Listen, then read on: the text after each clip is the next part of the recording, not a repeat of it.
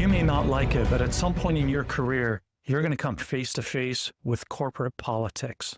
If you play it well, your team will move forward. You ignore it, and you run the risk of tanking your strategy. The Corporate Guide to Surviving Corporate Politics. That's what we'll be talking about today on Legendary Leadership.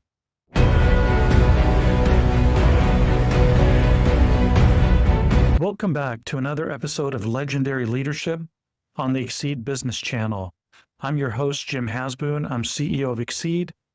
On Legendary Leadership, we try to tease out and extract insight from history, philosophy, pop culture, literature, anything where we can draw meaningful and legendary insight and then apply it to modern day applications in business.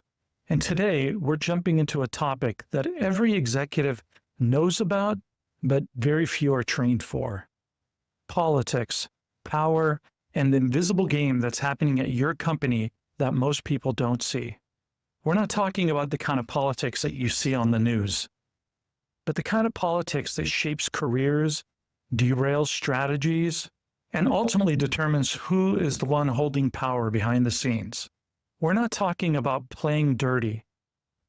What we're really talking about is how do we develop executive organizational agility, learning how to navigate with clarity, purpose, and discipline.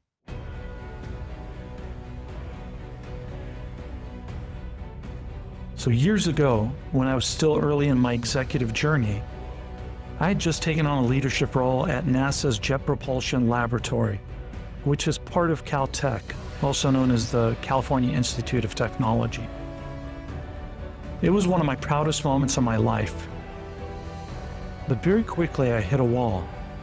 My ideas were welcomed in meetings and buried in the hallways. People smiled and nodded at me, and then nothing moved. I was frustrated, confused, and honestly, I felt like an amateur. I couldn't drive the change I was hired to lead because I didn't understand what was really happening. Now, the org chart said one thing, but the power map, it said something entirely different. That's when I picked up a copy of Robert Greene's The 48 Laws of Power, and it pulled back the curtain that was keeping me blind. What I had mistaken for dysfunction was design. And once I saw clearly, I could finally lead effectively.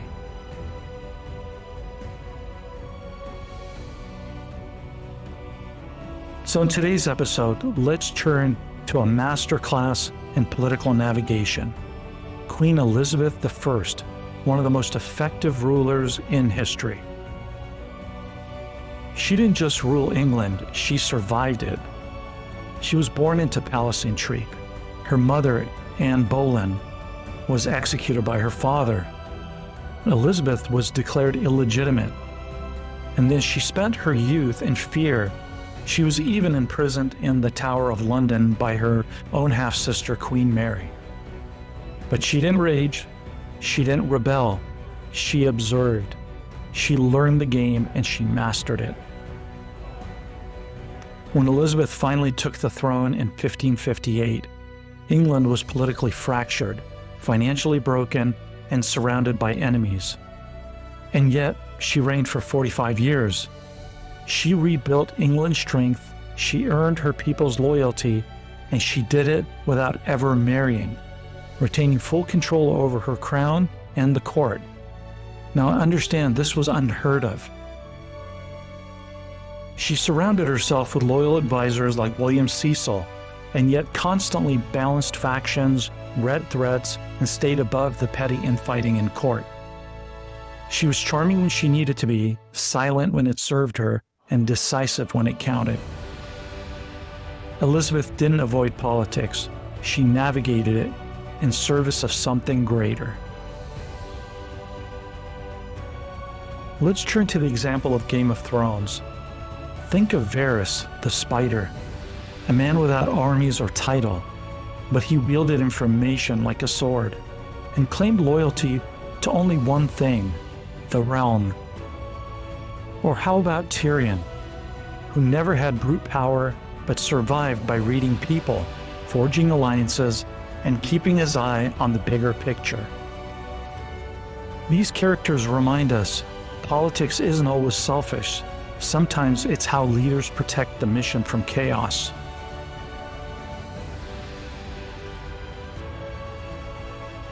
I'll never forget, many years after JPL, I told a senior executive that I felt there were political forces behind the scenes, power plays, unspoken alliances, and shadow agendas. He smiled and said, "Oh, Jim, we don't have politics here." And I looked at him and replied, "Oh yes, you absolutely do. You may call it something else, but every human organization has its own form of politics. The only question is whether you're prepared to lead through it. Politics exists in every organization. The leaders who pretend it doesn't get blindsided. The leaders who exploit it lose trust. But the leaders who navigate it with purpose drive change." You may say, "Okay, Jim, I agree. Corporate politics are real, so how do I navigate them?" All right, let's jump right into it then. Number 1, map the real power network. The org chart tells you who signs off, but the power map tells you who really decides. Just like Elizabeth studied court dynamics, you must observe who influences, who gets early access to decisions, who shapes opinions behind the scenes. And how to apply this is simple. You build relationships with both formal and informal power players. Identify hidden influencers. You know, the assistants, the chiefs of staff, the longtime lieutenants. But be careful. Don't mistake high volume for influence. Quiet voices often move the loudest rooms. Number 2, build coalitions. Elizabeth never made a major move without first testing the waters, aligning her counsel, ensuring support, and isolating threats. So, before pitching a bold change, make sure to have one-on-ones with key stakeholders. Get their fingerprints on the ideas so they have skin in the game. But again, be careful. Don't confuse passive agreement with commitment. Confirm alignment before escalation. Number 3, protect the mission, not your position. Elizabeth refused to marry, not because she feared commitment, but because she feared foreign influence. She protected the crown, not her own comfort. So make sure that you're anchoring every decision to the mission. In political storms, be seen as the steward of what matters, not a player for self-gain. But be careful. The second you're perceived as self-serving, you lose political capital. I can't tell you how many executives I've seen fail because they were focused on self-interest. You have to assume that your ribcage is transparent and everyone can see your heart. The minute they see that your heart is for yourself and not for the realm or the benefit of the mission, you lose the room. Number 4, control the narrative or someone else will. Elizabeth cultivated her image, the Virgin Queen, the defender of the realm, the mother of her people. It wasn't vanity, it was strategic framing. So make sure you're proactively shaping how your decisions are perceived. Use CEO notes, town halls, and casual conversations to reinforce intent. Now be careful. If you don't tell your story, others will fill in the gaps, often with fiction, and to your own detriment. Number 5, time your moves strategically. Elizabeth didn't rush into war or reform. She waited, watched, and then struck when conditions favored her. Let internal resistance surface, watch where alliances shift, and then move with speed and clarity when the field is open. Now be careful, waiting too long can be as dangerous as moving too soon, but timing is leverage. Number 6, control your emotions. Elizabeth never let rage define her reign. She played the long game, with emotional control, even when betrayed. So in tense moments, don't react. Gather data first. Detach from the drama and refocus on outcomes. The cautionary tale here is that anger leaks power. You must control your emotions if you want to play the strategic game.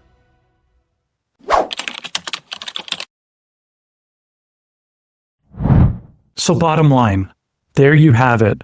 Some principles for you to consider as you embark on your journey. Navigating palace intrigue isn't about scheming or manipulation. It's about being effective. It's about organizational agility. Now just remember, there are other principles you'll need to learn. So become a student and learn how to bend your organization's politics to serve the realm. At EXXEED, we help executives not just with vision, but with structure. Our leadership framework was built for high-performing leaders, ready to scale their influence, drive results, and protect culture at every stage of growth. Grab your free copy of our leadership framework with a link in the description below and build a leadership system that doesn't just survive politics, it transforms it. Now, if this video was helpful to you, please hit the like and the subscribe button. Also, we'd welcome your comments in the comment section to learn about your experiences and lessons learned with corporate politics. Thank you again for joining us today on Legendary Leadership. I'm Jim Hazboun, and until next time, let's lead smarter together.